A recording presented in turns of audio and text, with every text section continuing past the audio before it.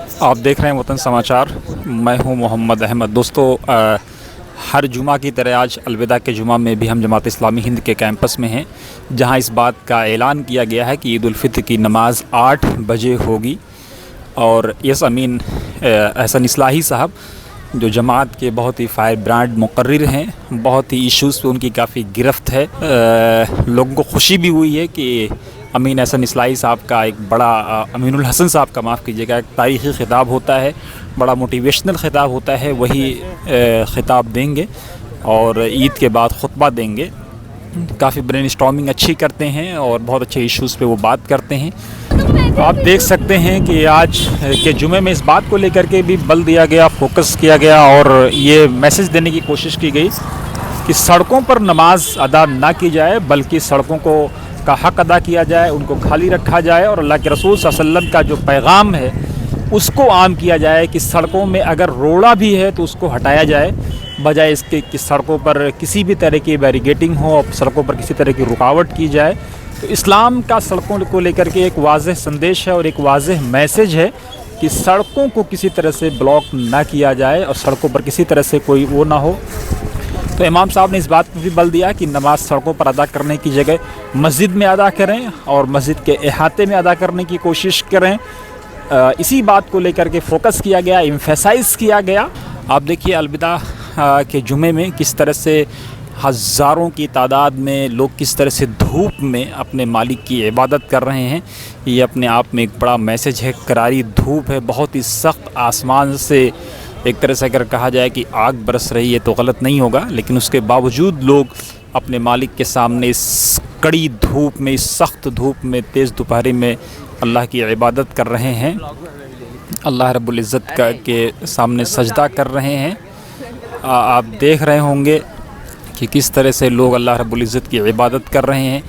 اور آج جو خطبہ دیا گیا، آپ دیکھیے کہ روزہ اور روزے کے بعد سخت دھوپ میں اللہ کے سامنے سجدہ ہونا اور اللہ کی عبادت کرنا اپنے آپ میں ایک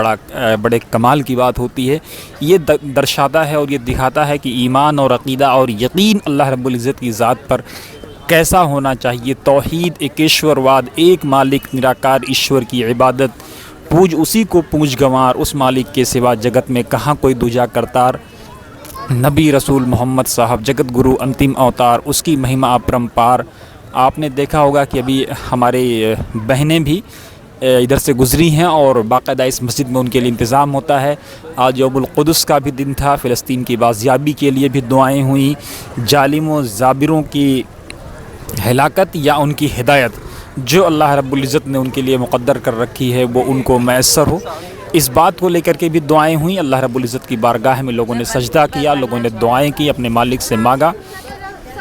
اور ایک بات بڑی پیاری کہی کہ من کان یعبد منکم رمضان فإن رمضان قد فات، کہ اگر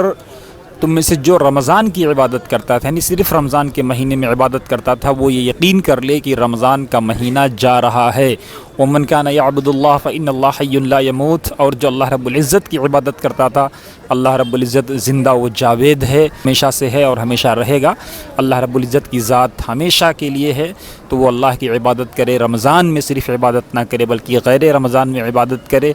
اور یتیموں کے ساتھ، مسکینوں کے ساتھ مواسات کی بات کی گئی کہ آپ کس طرح سے مواسات کریں، بھائی چارے کا پیغام دیں، اور کس طرح سے ایک مالک کے دین کو،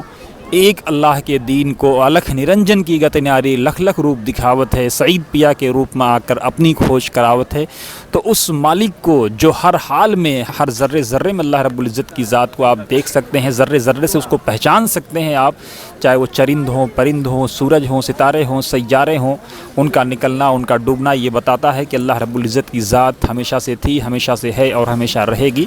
تو یہ رمضان میں اس بات کو لے کر کے بھی آج خطبے میں بل دیا گیا اور خطبے میں اس بات کو پر فوکس کیا گیا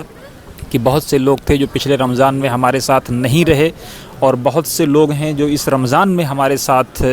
ہیں اور ہو سکتا ہے اگلے رمضان میں نہ رہیں۔ تو اس بات کو لے کر کے بھی زور دیا گیا، اس بات پر بھی فوکس کیا گیا کہ ہمیں ہمیشہ سے کب کون اپنے مالک کے ساتھ جا کر کے ملے تو ہمیشہ سے اس کی تیاری کرنی ہے، اکڑنا نہیں ہے۔ اگر صرف یہ نہیں کہ بتوں کے سامنے آپ جھک جائیں، یہ شرک ہے۔ شرک یہ بھی ہے کہ جو اگر کوئی ریاکاری کرتا ہے ریا کے لیے نماز پڑھتا ہے یا جو ہے ریا کے لیے روزہ رکھتا ہے تو وہ بھی شرک فقط اشرک۔ امام نے اس بات کو لے کر کے، خطیب نے اس بات کو لے کر کے فوکس کیا، زور دیا۔ تو آپ دیکھ سکتے ہیں کہ کس طرح سے آج SIO یونٹ کی طرف سے بھی یہاں پر یوم القدس کا اہتمام کیا گیا ہے، اس کو دکھانے کی کوشش کی گئی ہے، اور فلسطین کی بازیابی کے لیے جس طرح سے بھوک و پیاس سے نڈھال یہ معصوم بچے اپنی جان کی قربانی دے کر کے، اپنے تن من دھن کی قربانی دے کر کے، اپنے گھر کی قربانی دے رہے ہیں، فلسطین کے یہ معصوم بچے، ان کی بازیابی کے لیے دعائیں ہوئیں، اور اللہ رب العزت سے دعا کی گئی کہ اللہ رب العزت ان کے امتحان کی گھڑی کو ہلکا کر دے، ان کے امتحان کی گھڑی کو اب ختم کر دے، مولا امتحان نہ لے، اور جو ظالم و جابروں کے ساتھ کھڑے ہیں اللہ یا تو ان کو ہدایت دے دے یا ان کا حساب لے لے۔ قرآن کے الفاظ میں کہ رب لا تذر علی الارض من الکافرین دیارا انک ان تذرهم یضلوا عبادک ولا یلدوا الا فاجرا کفارا، کہ اے مولا کہ اگر تو نے اپنے نافرمانوں کو زمین پر جگہ دے دی تو یہ صرف فاسق و فاجر لوگوں کو جنم دیں گے اور تیری عبادت میں رکھنا ڈالیں گے۔ تو اے مولا تم ان لوگوں کو بڑھا، ان لوگوں کی پرورش کر اور ان لوگوں پر اپنی شفقت فرما جو تیری عبادت کرتے ہیں، جو تیرے سامنے جھکتے ہیں،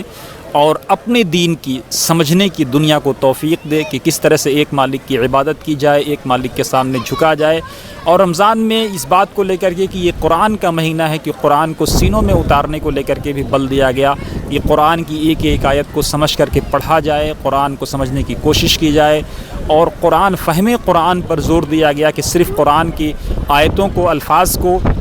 انگلی پھیر کر کے نہ پڑھ لیا جائے، بلکہ قرآن کیا کہہ رہا ہے، قرآن کیا ہم سے چاہ رہا ہے،